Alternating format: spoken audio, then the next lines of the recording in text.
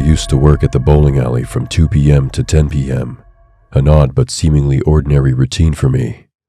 After all, I had college till 12:30 p.m., so that shift worked the best for me. That particular night was Monday. The time must have been around 9 p.m. There was a much smaller flow of people, which was understandable because it was a weekday. I sat on the counter aimlessly looking around for any customer that would stop by. And then, as if scripted by fate, the door shook and a man entered. He seemed to have walked from the worst part of the street. I'm not trying to be rude or anything, but the worst part of the street included homeless people who were often involved in riots and gang fights. I stared at the man walking inside. His appearance looked messy. His jacket was almost ripped, his jeans looked dirty, and he smelled awful. He barged inside without a second glance. His presence got me a little startled, and I hoped for him to leave as soon as possible. In our bowling alley, customers have the convenience of directly inserting money into the machine to receive a time card. So basically, the duty of staff was to only assist in case of any issue or problem. It was a one-person job, so I was working alone that night and just wanted the man out as soon as possible. But instead, the man began to wander around without asking for help or speaking a word. His eyes darted around, not as though looking to play bowling, but as if seeking something hidden, something unseen. I remained rooted to my spot behind the counter, both fascinated and sickened by his behavior. I did want to ask him what he was looking for, but didn't have the nerve to do so. As the man walked deeper into the bowling alley, I silently watched him from the counter, waiting for the moment he would get the timestamp, play, and leave. Minutes stretched into an eternity, and my patience grew faint. What was he doing back there? My curiosity overcame my nervousness, and I got off the counter looking for him. I walked through the front row and then to the other remaining sides, but he was nowhere to be found.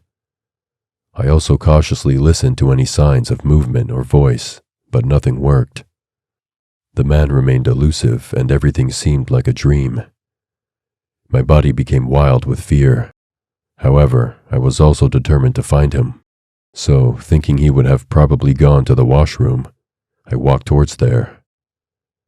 We had a long hallway with one corner leading to the washroom and the other to the storeroom. As I walked down the corner outside the washroom, I saw the man. He had crouched down on the ground trying to blend with the darkness. My blood ran cold, but I pushed through my fear and stepped forward. "Hello, what are you doing here, sir?" I asked in a nervous voice. The man didn't move for some time. Then I began to inquire one more time. That was when he managed to walk forward, getting out of the hideout, although not a word came out of his mouth. His walk wasn't normal. It signaled an alarm. My heart raced and I darted to the corner of the store, walking backwards. "Please leave. What are you doing?" My voice trembled as I demanded him to leave. The man walked further towards me with an expressionless face. I finally reached the counter, but before I could react, he brought his hand forward, revealing a big white-colored 10-pin bowling ball. My body trembled as the man lifted the ball and smashed it on the ground. A loud screech escaped from my mouth in fear. If he could throw that on the floor, he can even attack me, I thought. A strong wave of unease washed over me. "Please leave me alone. Please," I begged. But the man didn't reply. He didn't have any expression. I can't stress that enough because that made the whole situation far more creepy for me.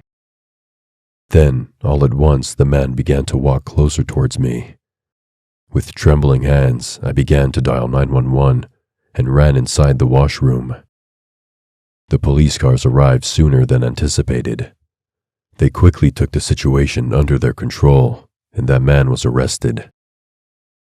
Later, the man was identified as an escaped prisoner. I couldn't work at that place again. Until this day, I still get chills thinking about that incident.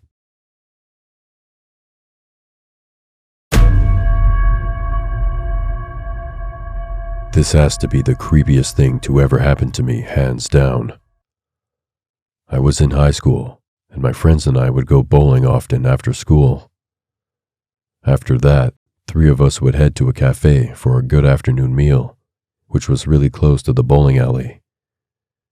The cafe was called Friends for Life. I know the creepy name was off-putting at first, but the place being located in an unpopular spot made it our favorite hangout site since the place was basically almost empty. After spending some time at Friends for Life, let's just call it Cafe for ease, I would walk back home, which was only 20 minutes, while my friends rolled back in their cars. I didn't have my driver's license then, but was in the process of getting it. My friends and I were so frequent to the cafe, it sort of became our routine. However, there was this one time where something so horrible happened, we stopped going there anymore. As I mentioned earlier, we used to be a regular at the cafe, and had started to recognize the people who worked there. None of us really had conversation with any of them, but we knew their faces well enough to identify them even outside. There was this one guy that worked there who didn't have regular shifts, but would show up twice or thrice a week. He was very weird. I'm not sure how to describe him exactly, but he had a really long and creepy face. His eyes were huge and his body language always freaked me out. He would stare at our group from the kitchen. I hated the look on his face when I would catch him gazing at us. He would stretch his mouth to the point it seemed like a natural gash on his face. That particular time, the creepy guy was working the shift by himself. The time must have been around 8 p.m. Since it was the weekend, our parents didn't mind us coming home a little late. It was my turn to get the bill, so I proceeded to the counter with my mom's credit card. I asked the guy for the bill, but he kept staring at me. So, with a little hint of anger, I demanded the bill rudely. He quickly looked down and printed out the bill. I tried not to make eye contact, but as soon as I handed him the credit card, I unknowingly looked into his eyes. I still remember that guy's face. He stretched his mouth into a grin like he just had a crazy idea pop into his mind. After getting the bill, I walked to the table and told my girls how creepy the guy was. They all agreed and sort of left the conversation there to go back home. A minute later, I began to walk down the narrow street towards my home through the shortcut route. That was when I felt like someone was following me. For a few minutes, I thought I was just being paranoid and overthinking, but then I noticed a tall black silhouette about a few meters away. I turned behind one more time, and I couldn't shake off the figure's strange resemblance to the guy from the cafe. I was certain that guy was up to something crazy, so I promptly took my phone out of my pocket and dialed up my mom. Fortunately, she picked up and told me that she would meet me halfway. I agreed and kept walking as fast as I could. Soon, my parents found me. I ran to hug them as tight as I could. I had never been that scared in my entire life. I'm sure the guy saw my parents because he didn't show up again. However, Dad was ballistic and called 911. In a matter of a few minutes, the police showed up and did an extensive search of the pathway. After that, they took my statement and asked me about my day. As I told them about the creepy guy at the cafe, they insisted on doing a search inside there too. A day later, I got a call from the police department. That was when we came to know that the creepy guy had been following me. There was only one CCTV camera in that block which thankfully captured the man walking only a mere distance behind me. However, that evidence was too small to get him arrested. But another red flag was that the guy had been out of contact since the incident. Nevertheless, he never really got arrested and nobody knows about his whereabouts. I'm just thankful that nothing happened to me that night.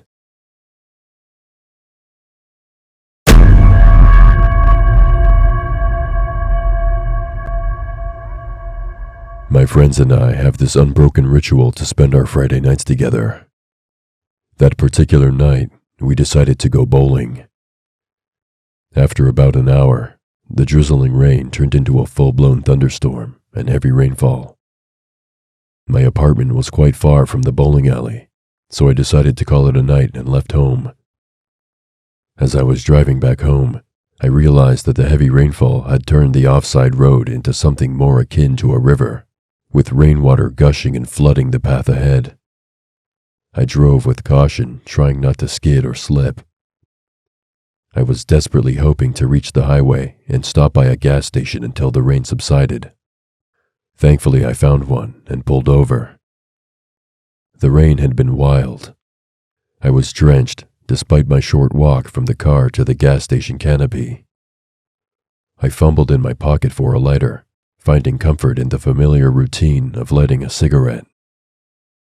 The soft glow of the cigarette lightened the darkness.